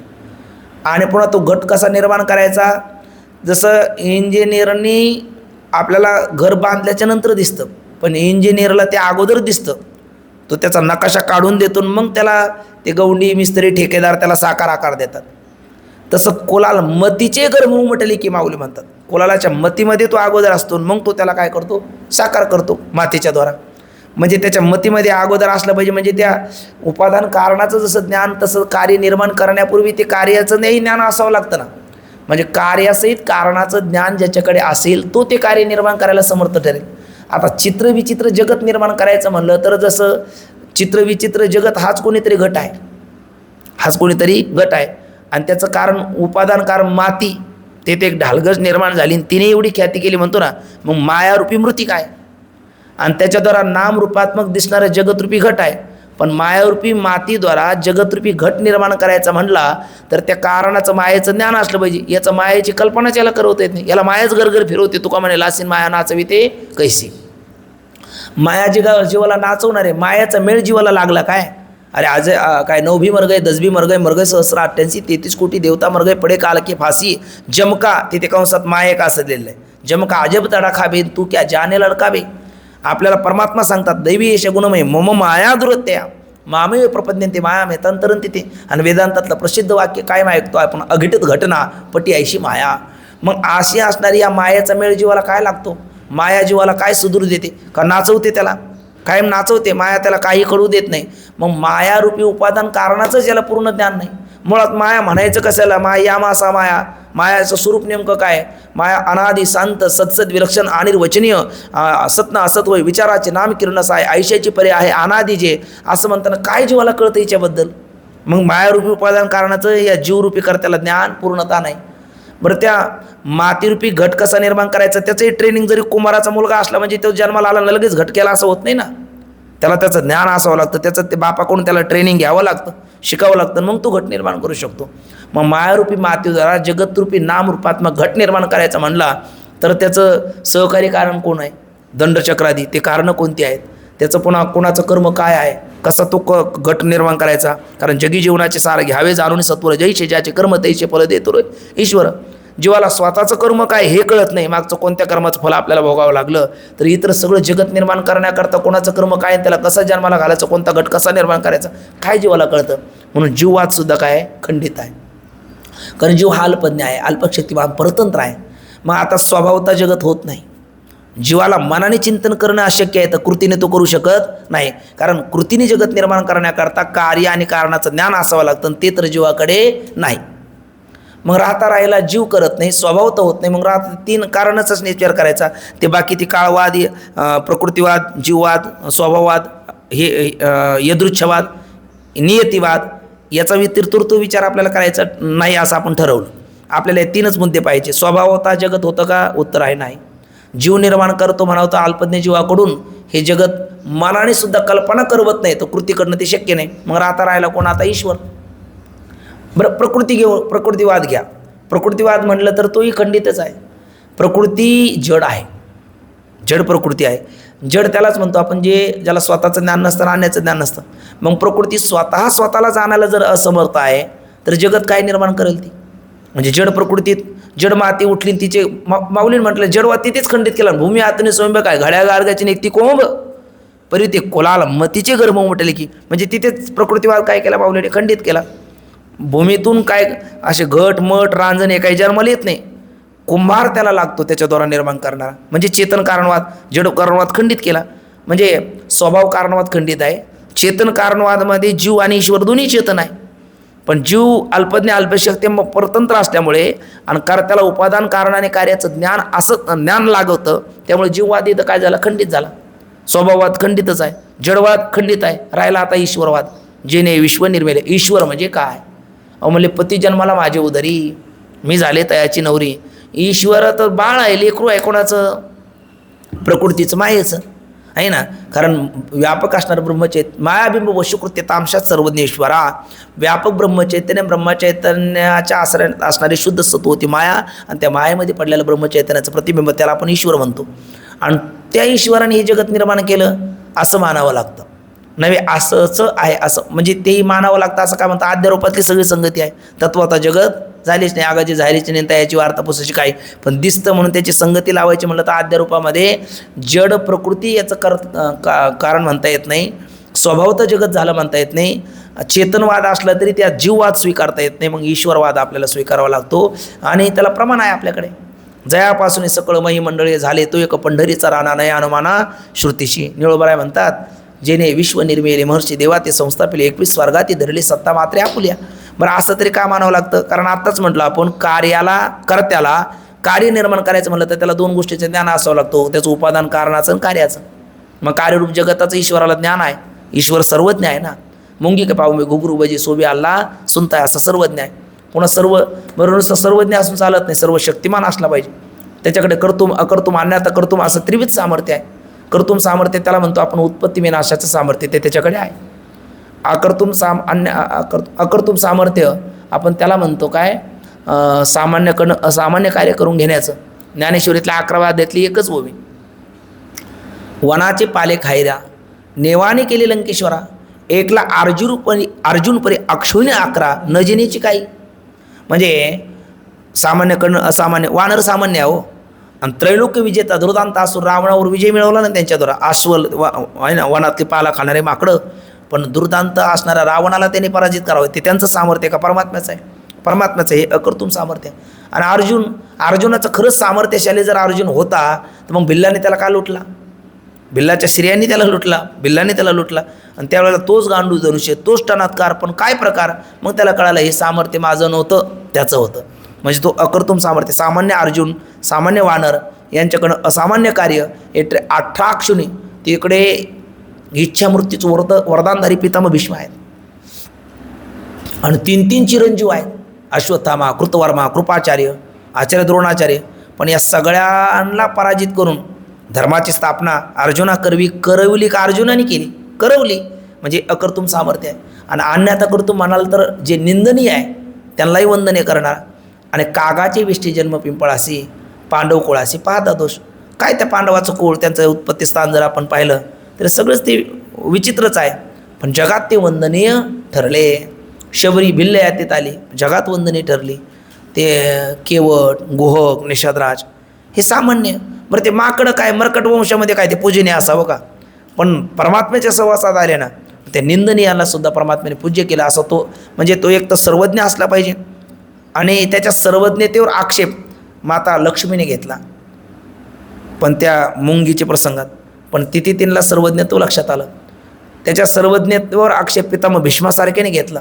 त्यांना ते लाईव्ह सगळं तो मागचा 6व्या जन्माचा वृत्तांत त्यांना दाखवला. आणि याचा अर्थ परमात्मा सर्वम जानाति यस सर्वविद. एका वेळेला तिन्ही काळातलं त्याला कळतं, म्हणून तो सर्वज्ञ आहे. जसा सर्वज्ञ तसा सर्व शक्तिमान आहे. जसा शक्तिमान आहे तसा तो सर्वतंत्र स्वतंत्र आहे. कारण जो अल्पज्ञ असताना तो परतंत्र असतो. म्हणून तर ते आपले कवी म्हणतात, पराधीन आहे जगती पुत्र मानवाचा, दोष ना कोणाचा. कारण अल्पशक्तिमान त्याचं पारतंत्र्यातच जीवन असतं, कुठलाच त्याला निर्णय घेता येत नाही. आणि बघा जीवाचं जीवन पारतंत्र्यच आहे. अगदी घरात जन्माला आला, थोडं त्याला कळायला लागलं आणि तो काही आगाऊपणा करायला लागला तर आईवडील म्हणतात बाळा गप रे, तुला काही कळत नाही. पुढे चालून तो बाळा शाळेत गेला का मास्तर म्हणतात बाळा गप, तुला काही कळत नाही. पुढे चालून बाळाचं करता करता लग्न झालं का बायको म्हणते गप्पा हो, तुम्हाला काही कळत नाही. तिथून त्याचं लग्न लेकरं झाली का तो पुन्हा का जास्त काही बोलू लागलं तर ते जरी आदराने बोलले तरी ते म्हणून जातात बाबा गप्पा हो, तुम्हाला याच्यातलं काय कळतं, तुम्हाला काही कळत नाही. नंतर नातू येतात तेही म्हणतात आजोबा जरा गप्पत राहा, गप्प बसत जा, तुम्हाला काही कळत नाही. पण जीवाचा भ्रम असा आहे का एवढी सगळी सांगतात तरी त्याला वाटतं मला जे कळतं ते कोणालाच कळत नाही. म्हणजे असा अल्पज्ञ जीवात्मा आहे. म्हणजे परतंत्र आहे ना, का तो अल्पशक्तिमान आहे म्हणून परतंत्र आहे. आणि मग तो या चित्रविचित्र जगताची निर्मिती करेल कशी? मग या जगताची निर्मिती करण्याकरता तो सर्वज्ञ का पाहिजे? त्याला उपादान कारण कार्याचं ज्ञान पाहिजे. पण ज्ञान असून चालत नाही, करण्याकरता तो समर्थ म्हणजे शक्तिमान पाहिजे. आणि नुसतं समर्थ असून चालत नाही, तो स्वतंत्र असला पाहिजे. राम अवतारामध्ये एक आपण मागे बोललो, जानकी आपल्या त्या सुमित्रेचा निरोप घेऊन उर्मिलेला सांगण्याकरता गेला आणि उर्मिलेला एक स्तुत्य कल्पना लक्ष्मणाला सांगितली, तुम्ही ताईची सेवा करा, मी दादाची सेवा करेल, द्या ना मला परवानगी. पटला लक्ष्मणाला विचार, पण तो म्हटले दादाला विचारतो. दादाला सांगितल्याच्या नंतर दादा म्हटले माझी नाच नाही, पण आपलं ठरलेलं बोलीला वाल्मिक तैसेची करेन वरतून दावीनं म्हणे नामा. आपले मारुतीबा म्हणत असतात रामायण घेऊन या, अरण्यकांड काढा, उल्लेख बघा. लक्ष्मणाने वाचलं म्हणले ते तिघच म्हणले मग आता उर्मिलेला घेता येणार नाही, स्वातंत्र्य नाही ना. कारण ते परमात्मा आहे पण मानव तरू धारण करून आले ना. मानव शरीरामध्ये मानवी मर्यादेचं रक्षण करण्याचा त्यांनीच निर्णय घेतलेला आहे तो, म्हणून मर्यादा पुरुषोत्तम आपण म्हणतो. मग तो पराधीनपणा आला ना तिथे. मग हे निर्माण करायचं म्हणलं तर स्वातंत्र्य पाहिजे. म्हणजे सर्व शक्तिमान, सर्वज्ञ आणि सर्वतंत्र स्वतंत्र जो कोणी असेल तोच या जगताचा करता आहे, स्वभावता नाही. आणि चेतनवादामध्ये आपलं प्रकृती जड असल्यामुळे ती नाही. चेतनवादामध्ये अल्पज्ञ, अल्पशक्तिमान, परतंत्र असणारा जीव नाही. मग सर्वज्ञ, सर्व शक्तिमान, सर्वतंत्र स्वतंत्र असणारा ईश्वर हाच या जगताचा करता आहे. अशा ईश्वरवादाची स्थापना या परिच्छेदामध्ये केलेली आहे. जगत करता कोण याच्या उत्तराला प्रारंभ करत असताना जगताचा करता ईश्वर आहे, प्रकृती नाही, जड आहे. म्हणून स्वभावता जगत होत नाही. अल्पज्ञ, अल्पशक्तिमान, परतंत्र असल्यामुळे जीव या जगताचा करता नाही. मग सर्वज्ञ, सर्वशक्तिमान, सर्वतंत्र स्वतंत्र असणारा ईशनाथ ईश्वर हा असा असणारा. आणि मग तो रजगुण प्रधान मायापद्धतीचा स्वीकार करून जगाच्या कर्मसापेक्ष फलदाता असल्यामुळे ब्रह्मदेव रूपाने उत्पत्ती करतो. शुद्ध सत्वगुण प्रधान मायाउपाधीचा स्वीकार करून विष्णू रूपाने पालन करतो आणि तमगुण प्रधान मायाउपाधीचा स्वीकार करून शिवरूपाने समष्टी जगाचा प्रारब्ध कर्म फलभोगाला विन्मुख झालं का तृतीय नेत्र उघडून संवार करतो, बीज रूपाने सगळ्यात आपल्यात साठवून ठेवतो आणि पुन्हा एकदा सगळं समष्टी कर्म फलभोगाला सन्मुख झालं का निर्मिती देखील करतो. कारण उपजेते नासे नासिले ते पुनरपी दिशे आणि हे घटिका यंत्र जैसे परिभ्रमेगा प्रवाहरूपाने अनादी असणाऱ्या जगताचा अनादी अनंत असणारा ईश्वर या जगताचं सर्जन करतो. अशा पद्धतीचा विचार येतो. तो विचार आपण थोडासा वाचून घेऊ. 42 क्रमांकाचा परिच्छेद जगत करता कोण याचे उत्तरास आरंभ. व्यापक चैतन्याच्या आश्रित असणारी आणि त्यालाच विषय करणारी सता सताहून विलक्षण. मग व्यापक चैतन्याच्या आश्रित म्हणताना इथे आणि विषय असे दोन शब्द आहे ना, म्हणजे स्वाश्रया सुविषय हा पक्ष घेतला आपण. मागे माया कशी मानावी तिथे 3 प्रकार आले होते आपल्याकडे. सांख्य आणि स्वतंत्र मानली होती. पण स्वतंत्र जर माया मानली तर अनिर्मोक्ष प्रसंग येईल आणि मोक्ष साधनाला व्यर्थत्व येईल. कारण स्वतंत्र असल्यामुळे ती वाटेल तेव्हा जगत उत्पन्न करेल, वाटेल तेव्हा निवृत्त करेल. मग मोक्षाच्या प्रयत्नाला वाव राहणार नाही, मोक्ष साधनाला व्यर्थत्व येईल, अनिर्मोक्ष प्रसंग येईल. म्हणून सांख्यासारखी माया स्वतंत्र मानता येत नाही. व्यवहारात तरी एखाद्या स्त्रीने स्वतंत्र बाळाला जन्माला घातला असं होतं का? होत नाही. म्हणून सांख्याचा मायावाद स्वतंत्र प्रकृतीवाद खंडित आहे. जसं म्हणजे प्रकृतीने स्वतः जगत निर्माण केला असं स्वतंत्ररित्या म्हणता येत नाही. आणि दुसरं भामती निबंधकार वाचस्पती मिश्र यांचा पक्ष पाहिला होता आपण. जीवाश्रया ब्रह्मविषय. जीवाश्रया काय म्हणायचं? मला काही कळत नाही. न कळणं म्हणजे अज्ञान, अज्ञान म्हणजेच माया. मग कोणाच्या आश्रित राहिली? जीवाच्या. आणि मी काय जाणत नाही? ब्रह्म जाणत नाही. म्हणजे विषय कोणाला केलं? ब्रह्माला. विषय शब्दाचे 2 अर्थ, आवृत्त करणं आणि जाणणं. ज्यावेळेला माया परमात्म्याच्याच आश्रयाने परमालात विषय करते तिथे विषय शब्दाचा अर्थ आवृत्त करणं घ्यायचं. शेवाळाने पाण्याला विषय केलं म्हणजे काय केलं? आवृत्त केलं, आच्छादित केलं, झाकलं. मृदंग विण्याची खोळ गवसणी त्याने मृदंग विण्याला विषय केलं म्हणजे काय केलं? आवृत्त केलं. पण वृत्ती ज्यावेळेला वृत्तीने ब्रह्माला विषय केलं असं म्हणताना तिथे जाणलं असा अर्थ घ्यायचा. जाणलं म्हणजे ते सोपर विरोधित्वाने वृत्तीने ब्रह्माला विषय केलं. म्हणजे विषय शब्दाचे अर्थ 2 आहेत, एक जाणणं आणि एक आवृत्त करणं. मग जाणणं कधी? वृत्ती अज्ञानाचा आवरण भंग करून परमात्मा स्वरूपाकडे जात असेल त्यावेळेला जाणणं अर्थ घ्यायचा. आणि मायाने ब्रह्माला विषय केलं म्हणताना स्वआश्रया स्व विषया म्हणजे ब्रह्माच्याच आश्रयात राहते आणि ब्रह्माला झाकते, आवृत्त करते. जसं शेवाळ पाण्याच्याच आश्रयात राहून पाण्याला झाकतं. मग याप्रमाणे इथे हे बोलता बोलता त्याने काय केलं? प्रकृतीवादाचं खंडन केलं पुन्हा. आणि दुसरं सांख्या आपल्या वाचस्पती मिश्रासारखे जीवाश्रय ब्रह्मविषय याही पक्षाचं खंडन केलं. आणि स्वआश्रय स्वविषय आणि स्व शब्दाचा अर्थ ब्रह्म, ब्रह्माच्याच आश्रयाने राहते ब्रह्मालाच ती माया झाकते. आणि हे घेऊन माया बिंबू वशीकृत्य तो ईश्वर, तो या जगताचा करता अशी ईश्वरवादाची स्थापना करतात. बघा कसं बोलतात. व्यापक चैतन्याच्या आश्रित आणि त्यास विषय करणारी. पुन्हा ती सता सताव, कारण सताचा बाध होत नसतो, हिचा ब्रह्मज्ञानाने बाध होतो. असताची प्रतीती येत नसते, हिची अज्ञान दशेत प्रतीती कार्यरूपाने येते. म्हणून सता सत्व विलक्षण. म्हणून आपण ओवी बोललो सत ना असत होय विचाराचे नाम किरणस आहे आणि आयशी याची परी आहे अनादी जे. पण अनादी शांत कोण? ही माया. आता बघा सता सत्वून विलक्षण अद्भुत. अद्भुत म्हणजेच अघटित घटनापटी ऐशी माया. म्हणजे तिच्या शक्तीचं मनाने सुद्धा चिंतन आपल्याला करता येत नाही. काय करते? काहीही करते. आणि न करणं तर तिचं करणं नवल नाही, न केलं तर नवल ठरलं असतं. अशी अघटित घटनापटी अशी माया. म्हणून अद्भुत शक्तिरूप असणारी जी माया तिच्यापासून जगताचा उत्पत्ती स्थिती नाश होतो. आता लगेच आपल्याला इथं वाटून जाईल तिच्यापासून म्हणजे प्रकृती मानला, सांख्याची म्हणले नाही. वर म्हणलेलं आहे व्यापक चैतन्याच्या आश्रित म्हणजे स्वतंत्र दिलं का त्याला? नाही. चैतन्याच्या आश्रित म्हणजे इथे स्वाश्रय स्वविषय हा पक्ष आहे, सांख्याचा पक्ष नाही. आणि भामती निबंधकाराचाही नाही. म्हणजे जड प्रकृती करून जगत होत नाही, जगत स्वभावता होत नाही, अल्पज्ञ जीवाकडनं होत नाही. तर मायामध्ये प्रतिबिंबित ईश्वर सर्वज्ञ सर्वशक्तिमान तोच कर्मसापेक्ष या जगताचा निर्माता आहे अशी ईश्वरवादाची स्थापना. याचा थोडक्यात अर्थ म्हणजे एवढं वाक्याचंच पूर्ण स्पष्टीकरण पुढचा परिच्छेद आहे. याचा थोडक्यात अर्थ असा की मायायुक्त चैतन्य म्हणजे कोण झाला? ईश्वर. सोपाधिक चैतन्य म्हणजे ईश्वर. आणि हा जगताच्या उत्पत्ती स्थिती संवाराचा हेतू आहे. ब्रह्मदेव रूपाने उत्पत्ती, विष्णू रूपाने स्थिती आणि महेश रूपाने संवाराचा हेतू नाम कारण आहे. जीव का नाही? आता जीववादाचं खंडन बघा. जीव जगताचा करता नाही का? जीव जगताचा करता नाही किंवा आपोआप होत नाही. आपोआप होत नाही म्हणजे स्वभाववादाचं खंडन. आणि जीव जगताचा करता नाही हे का? ते आता पुढे सांगतात. बरं म्हणजे जीव जगताचा करता का नाही तर त्याचं खंडन पुढे येतं.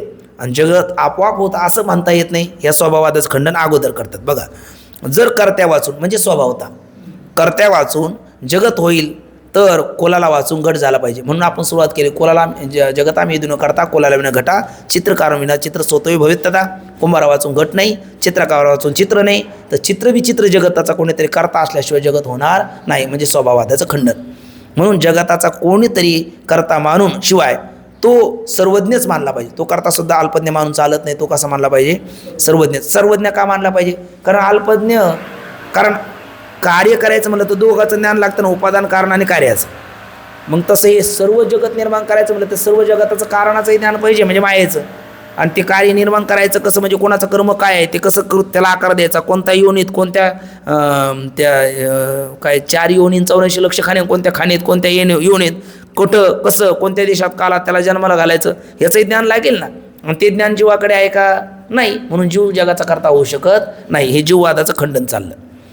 म्हणून जगताचा कोणीतरी करता मानून शिवाय कसा सर्वज्ञ मानला पाहिजे. अर्थातच जीव कसा आहे? अल्पज्ञ, म्हणजे जीव जगाचा करता नाही. कारण जो का नाही जीव करता ते जीववादाचं खंडन. कारण जो ज्या कार्याचा करता असतो तो त्या कार्यास आणि त्याच्या कारणास, म्हणजे उदाहरणार्थ कार्य घट आणि कारण मृत्तिका, तसं सिद्धांतात कार्य जगत आणि कारण माया याचं ज्ञान असलं पाहिजे. आणि जीव मायेने आवृत्त झाला का मायेचं ज्ञान आहे? मायेने आवृत्त आहे, अविद्येने आवृत्त आहे. त्यामुळे जीव करता होऊ शकत नाही. तो त्या कार्यास आणि त्याच्या उपादानात जाणून ते कार्य करतो. तद्वत जगताचा करता ईश्वर जगत आणि त्याचे कारण उपादान कारण प्रकृती यास जाणून, कार्यरूप जगत आणि त्याचा उपादान कारण प्रकृती यास जाणून, कारण ती त्याच्या अधीन आहे ना, त्यात जाणून जगत करतो. म्हणून सर्वज्ञ जगताचा करता असला पाहिजे. आणि सर्वज्ञ कोण आहे? ईश्वर आहे, जीव नाही. जीव काय आहे? अल्पज्ञ आहे. बरं, नुसतं सर्वज्ञ असून चालत नाही, सर्व शक्तिमान तो असला पाहिजे. कोणी त्याला प्रतिबंध केला तर त्याचा बाजूला सारून कार्य करण्याकरता तो शक्ती त्याच्याकडे असली पाहिजे, बळ असलं पाहिजे. सर्वज्ञ आहे. काही काहीला भविष्यबळच कळतं पुढे काय होणार, आणि त्यांना सांगितलं पुढे असं असं होणार आहे म्हणून तुम्ही पाकिस्तानला मदत करू नका. आणि ते सरकार म्हटलं नाही आम्ही करणार. काय करता येतं याला? ज्ञान आहे ज्योतिषी असल्यामुळे, पण करता येत नाही ना, का? शक्तिमान नाही ना. म्हणजे एखाद्या गोष्टीला कळून चालत नाही, ते घडून आणण्याकरता बळ पाहिजे. आणि हाच काय आपण म्हणलो कर्तुम अकर्तुम अन्यथा कर्तुम सामर्थ्य संपन्न आहे. म्हणून गीतेत म्हणलेलं आहे, गतिर्भरता प्रभू साक्षी निवास शरणम श्रुत प्रभव प्रलय स्थानम निधानम बीज मोव्यम नव्हे. तो सांगतो, म्या बोलविले वेदू बोले, म्या चालविल्या सूर्य चाले, मी हलविल्या प्राणो हाले, जो जगाती चाळिता मी याची नेमेला साता काळुग्रासी तसे भूता ये म्हणे आगते पंडुसुता सकळे जयाची. त्याचा अर्थ वृक्षाचे पान हाले ज्याची सत्ता राहिली हंता मग कोठे, याचा अर्थ तो शक्तिशाली सुद्धा असला पाहिजे. म्हणून म्हणतात सर्व शक्तिमान आहे असेही म्हटले पाहिजे. कारण अल्पशक्तिमान जीवास कृतीने तर नाही, पण मनाने सुद्धा, म्हणजे कल्पनासुद्धा करवणं शक्य नाही. मनाने सुद्धा जगत रचनेचे चिंतन करता येणार नाही. अशा अद्भुत जगताचा करता, अद्भुत म्हणजे त्याला काय म्हणतो आपण, त्रिविध सामर्थ्याने संपन्न असा अद्भुत शक्तिमानच असला पाहिजे. शिवाय तो करता कसा मानता येणार नाही, स्वतंत्र मानला पाहिजे. कारण जीव अल्पज्ञ आहे. आता आपल्याला बऱ्याच वाटतं आपण असं करावं, आपण तसं करावं, पण असं करावं तसं करावं, पण सांगितलं तर तसं करू नये, असंच ना, बसा खाली बसावं लागतं आहे ना. म्हणजे जीवाला साधं गृहमंत्र्याच्या पुढे जाता येत नाही आहे ना.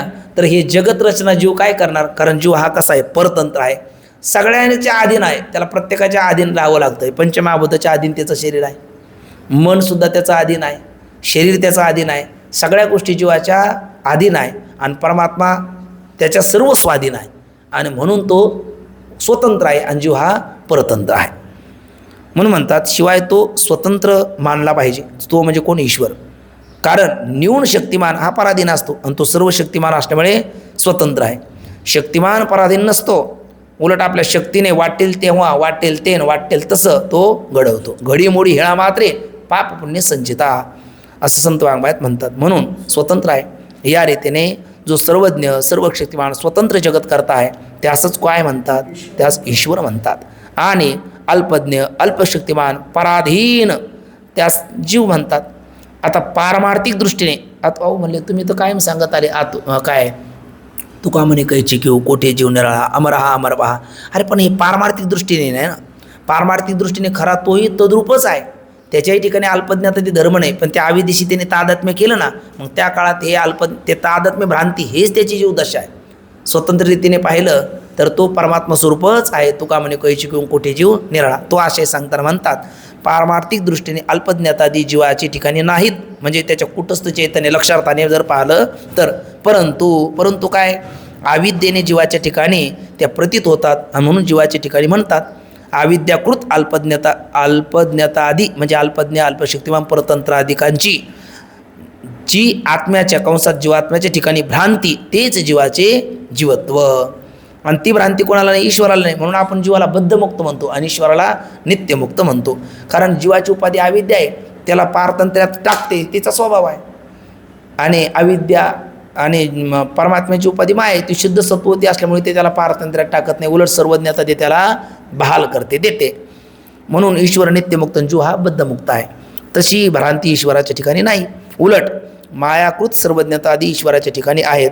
आणि म्हणून जगत करता जीव नाही तर कोण आहे, ईश्वरच आहे. आणि मग तो ईश्वर, तुम्ही जीव कसा झाला आता साधी सांगतं, आणि ईश्वराला काय म्हटलं, अनादी अनंत. मग जगताचा करता जन जे आहे ते जगत जर निर्माण होतो, जगत जर हे उत्पत्ती विनाश जगताचा आहे, तर जगताचा करता ईश्वर सुद्धा काय म्हणा, उत्पत्ती विनाश म्हणा. घट कसा आहे, उत्पत्ती विनाश आहे.